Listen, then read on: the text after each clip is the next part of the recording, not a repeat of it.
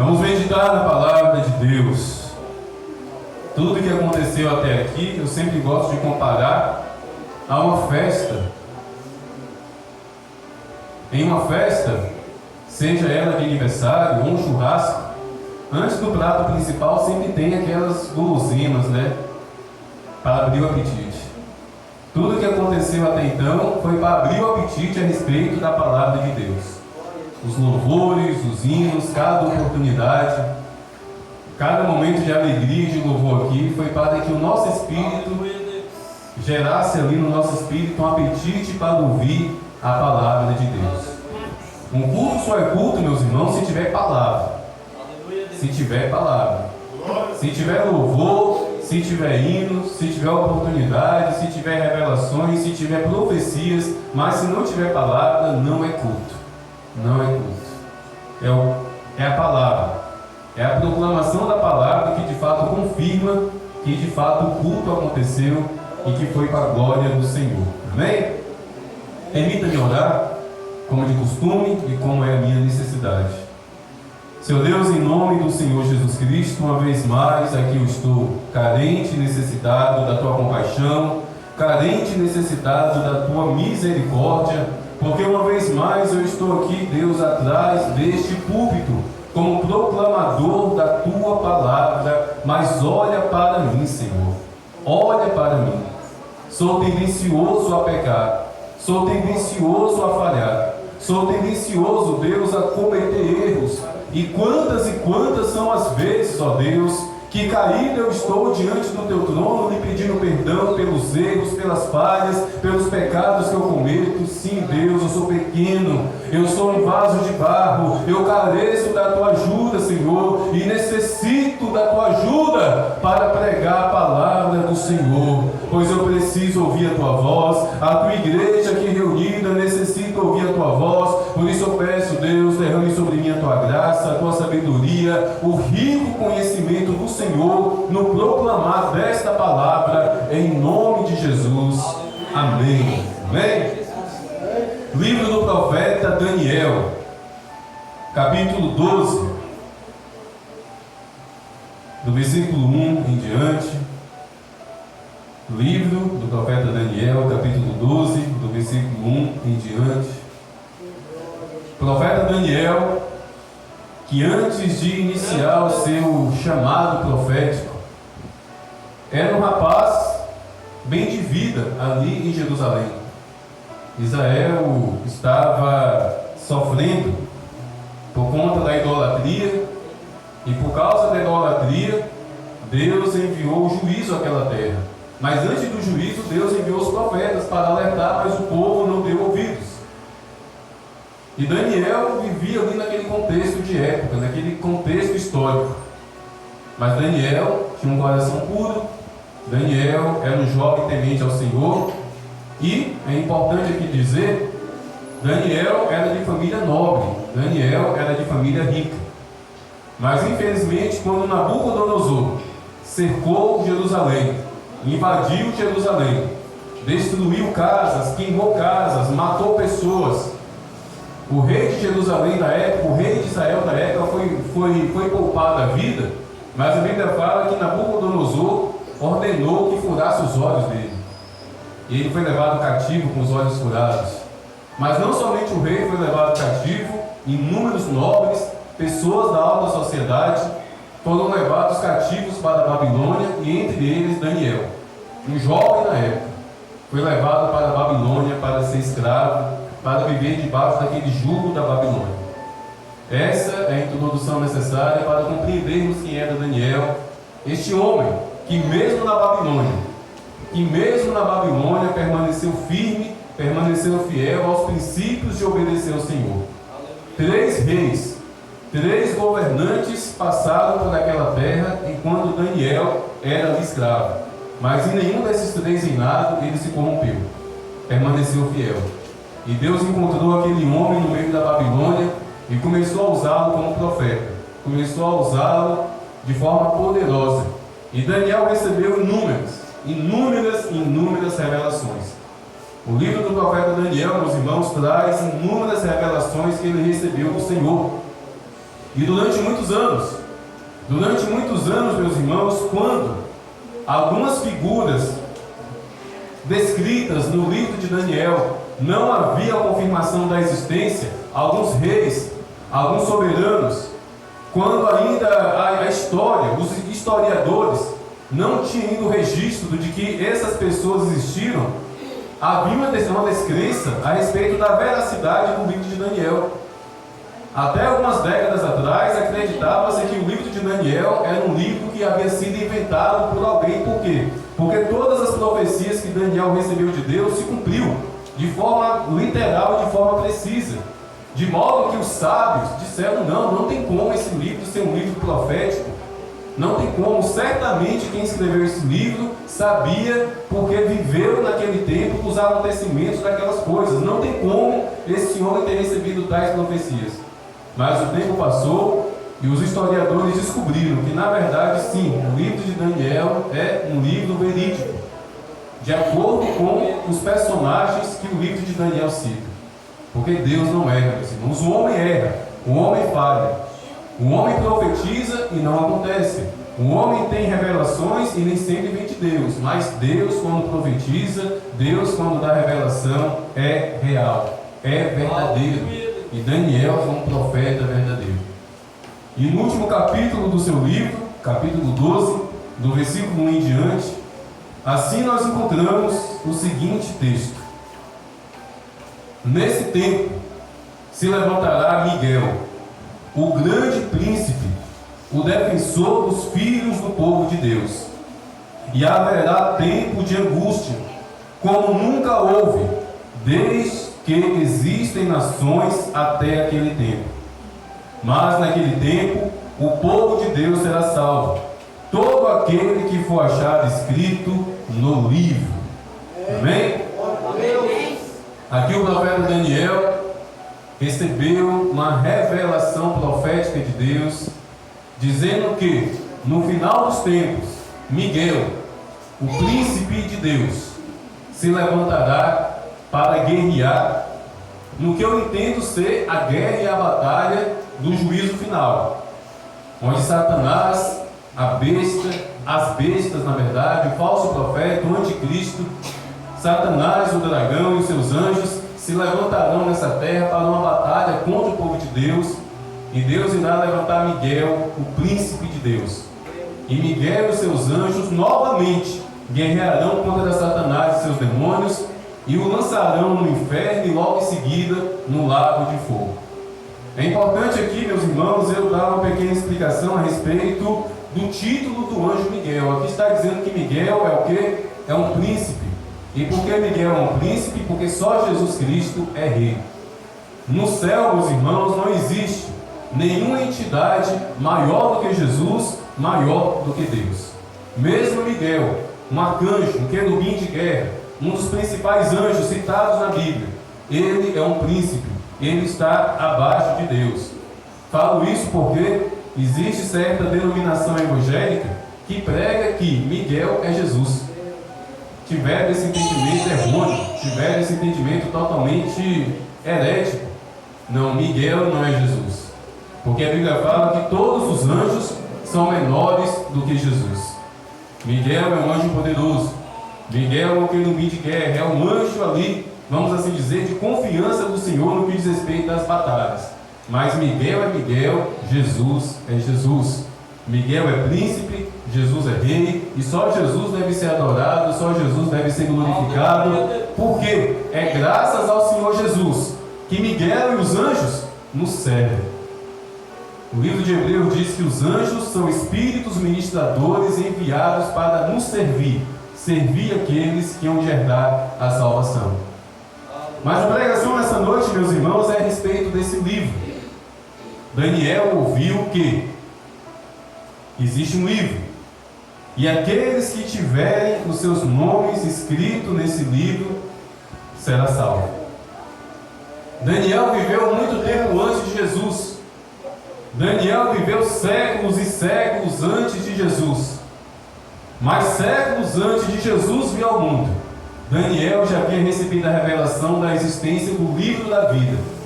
onde todo aquele que tiver o nome escrito será salvo. E quem escreve, meus irmãos, o nome, quem escreve o meu nome e o seu nome no livro da vida é Jesus Cristo.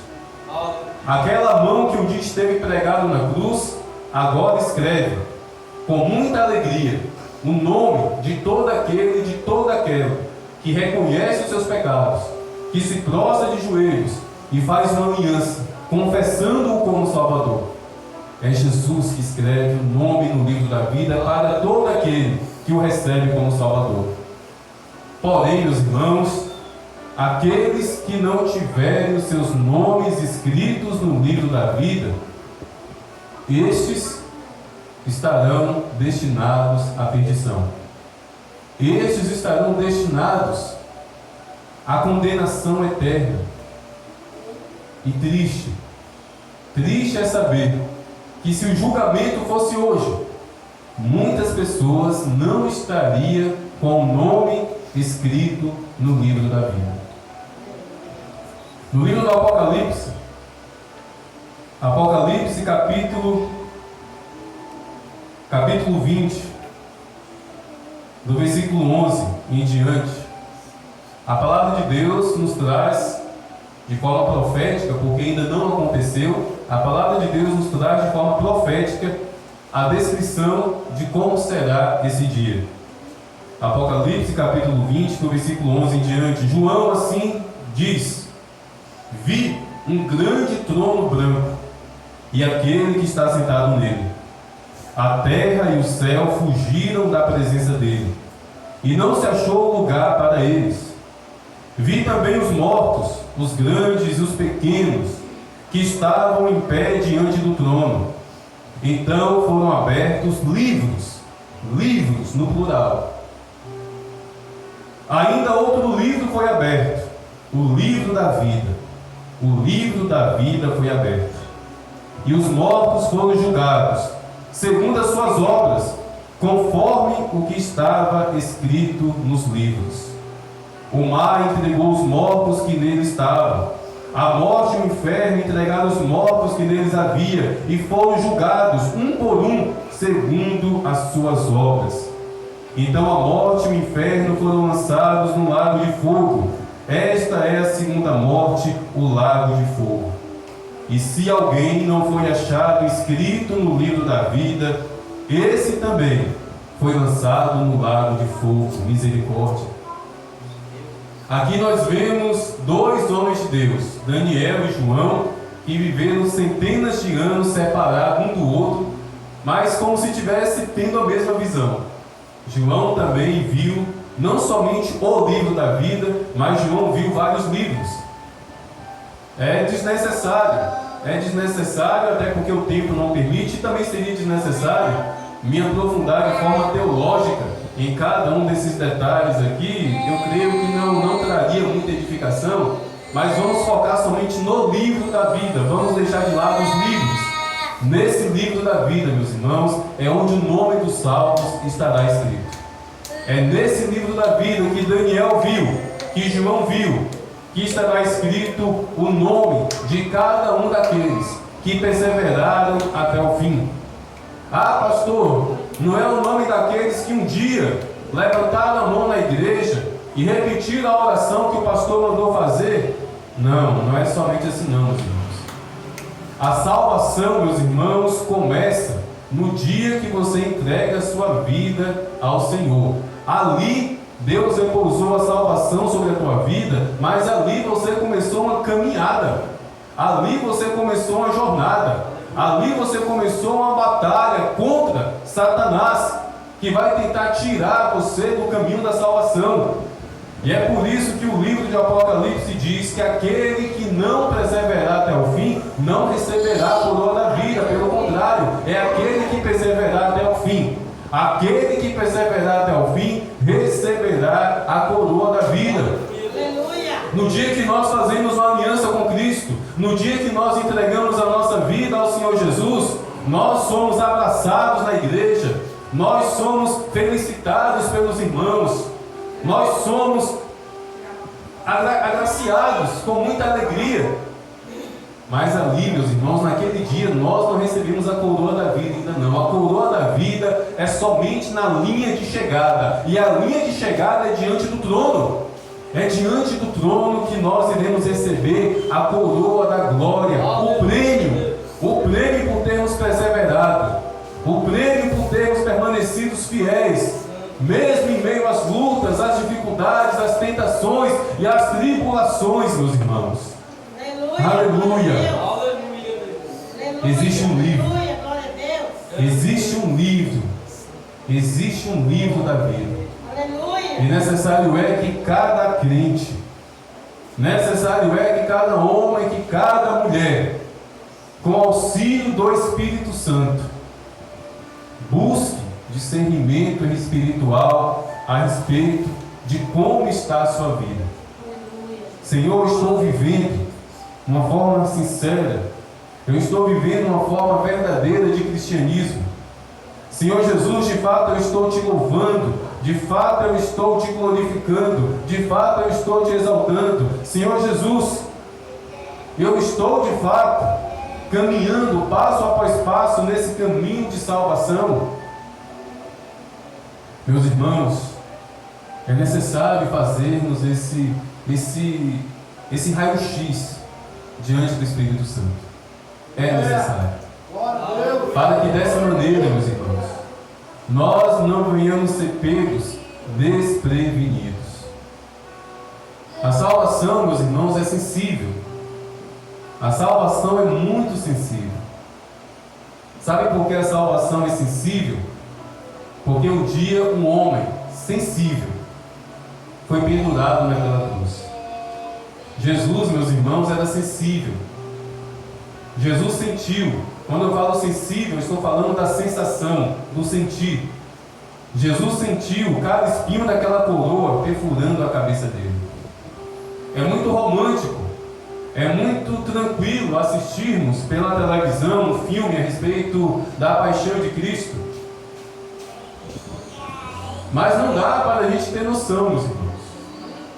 Aquela coroa de espinhos não foi uma simples coroa feita por uma roseira, que muito facilmente encontramos no quintal da nossa casa. Aquela coroa de espinhos, meus irmãos, era de uma planta que produzia espinhos de até 5 centímetros. E acredite, os soldados romanos, eles não colocaram, eles cravejaram na cabeça de Jesus.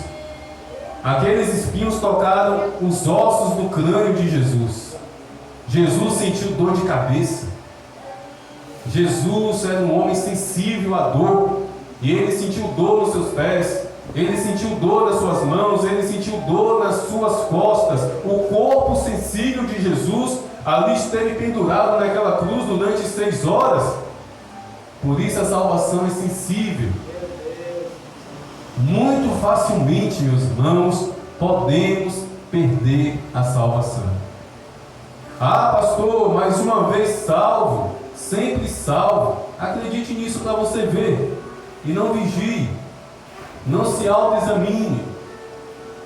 Meus irmãos, uma vez salvo, sempre salvo, se você sempre estiver em quebrantamento, em arrependimento, se você sempre estiver buscando melhorar, se você sempre estiver buscando ouvir a voz do Senhor, a te corrigir, a te exortar.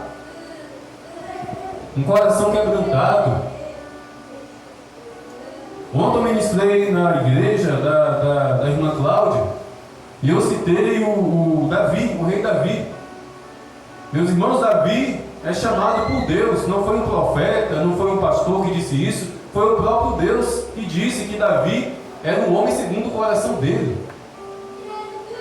Mas como assim? Como assim Davi era um homem segundo o coração de Deus, se Davi era um homem violento? É isso mesmo, meus irmãos, Davi era um homem violento. Meus irmãos, eu tenho certeza que cada um de nós aqui, naquele momento onde Golias já estava caído no chão, Davi já estava ali com a vitória garantida. Golias estava ali caído, de bucho para cima, de testa para cima. Mas a Bíblia fala que Davi ainda assim foi lá, pegou a espada e arrancou a cabeça daquele homem com a espada. Eu tenho certeza, meus irmãos, que cada um de nós que estivesse ali vendo aquela cena ficaria assombrado. Os mais frágeis até vomitaria. E acredite, não foi com um único golpe de espada, não. Davi tinha cerca de 16 anos. Golias tinha cerca de 3 metros. O peso da espada de Golias era demais, era tremendo. E a Bíblia fala que foi com a espada daquele gigante que Davi arrancou a cabeça dele. Então pode ter certeza, não foi com um golpe, porque Davi não tinha força. Sabe o que Davi fez? Fez assim, ó. Davi praticamente cerrou de forma fria. O menino de sangue frio estava sendo usado por Deus.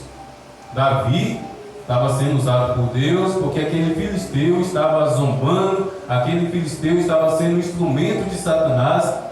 Mas eu me permito fazer esse questionamento: precisava tudo isso, Davi? O cara já estava caído, era só acorrentar o cara, levava ele preso.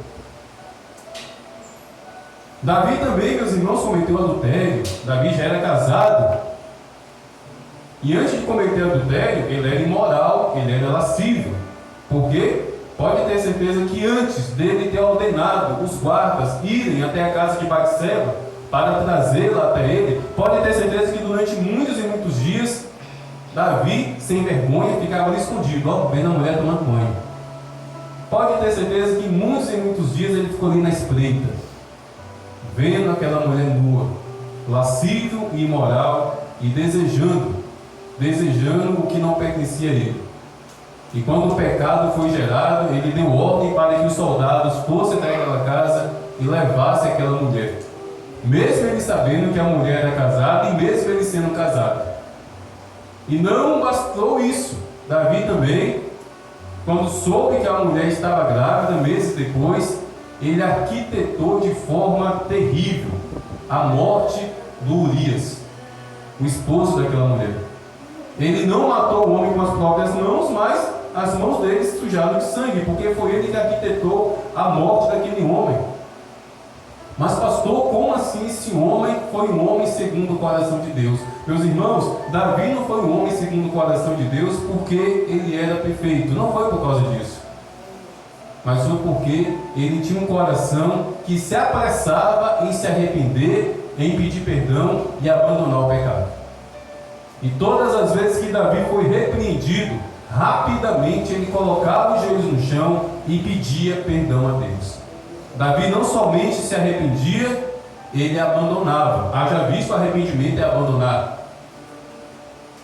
Não está escrito em nenhum outro texto, em nenhum outro capítulo da história de Davi, Davi arrancando a cabeça de outro homem. Não está.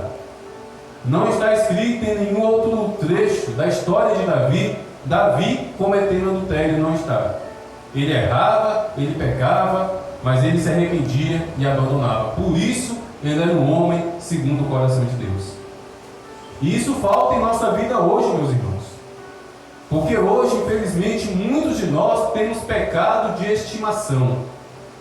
Muitos de nós temos aquele pecado que nós não queremos abandonar. E outra, misericórdia.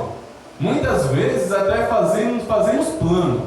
Não, esse pecado eu vou abandonar ano que vem. Ano que vem eu abandono esse pecado. Como se fosse dieta, né? Geralmente, principalmente as mulheres, assim no final do ano, sempre se motivam. Lá ano que vem eu vou parar de comer isso, vou parar de comer aquilo, vou fazer uma dieta. Muitas vezes nós fazemos isso a respeito do pecado,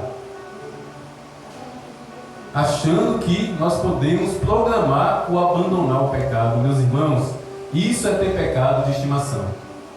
Isso é ter pecado como se fosse um gatinho no seu colo, como se fosse um cachorro que você alimenta. E pecado não é gato, pecado não é cachorro, pecado é serpente.